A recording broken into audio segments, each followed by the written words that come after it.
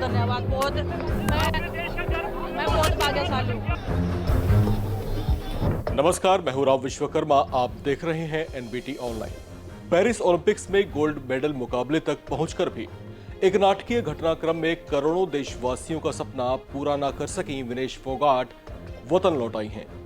दिल्ली के इंदिरा गांधी अंतर्राष्ट्रीय हवाई अड्डे पर उनके स्वागत के लिए सैकड़ों प्रशंसक पहुंचे हुए थे।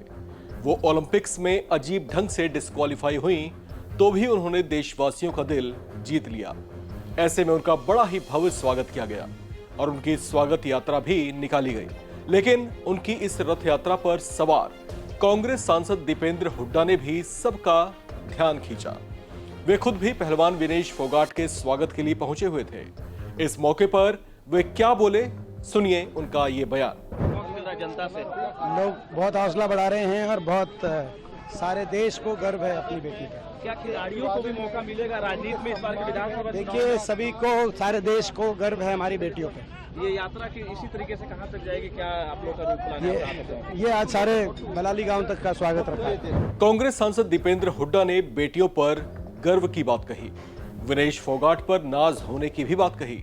लेकिन उनसे जब ये पूछा गया कि क्या खिलाड़ियों को भी चुनाव में मौका मिलेगा, तो इस सवाल पर वे फिलहाल मौन साधे रहे।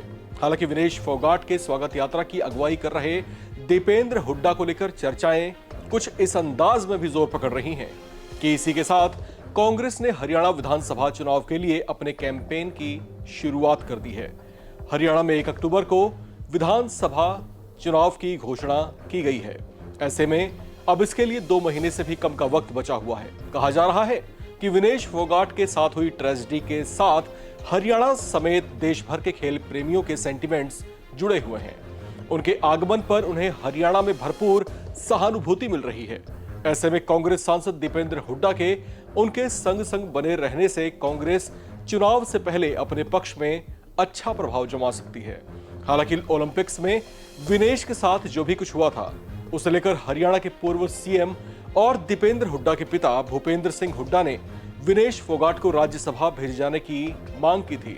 हालांकि आपको ये बताते चलें कि ऐसा नहीं है कि विनेश फोगाट वाले प्रकरण से ही कांग्रेस नेता पहलवानों के साथ सहानुभूति दिखा रहे हों, बल्कि खुद राहुल गांधी भी कई बार हरियाणा के सरप्राइजिंग दौरे करते रहे हैं और अचानक पहलवानों से मुलाकात कर उनकी खैर खबर और उनके साथ कुछ वक्त भी गुजारते रहे हैं।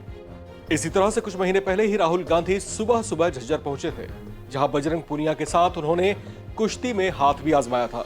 चर्चाएं हैं कि जवान, किसान और खिलाड़ियों के लिए विशेष पहचान रखने वाले हरियाणा राज्य में खिलाड़ियों से कांग्रेस नेताओं की विशेष घनिष्ठता उन्हें होने जा रहे विधानसभा चुनाव में लाभ पहुंचा सकती है।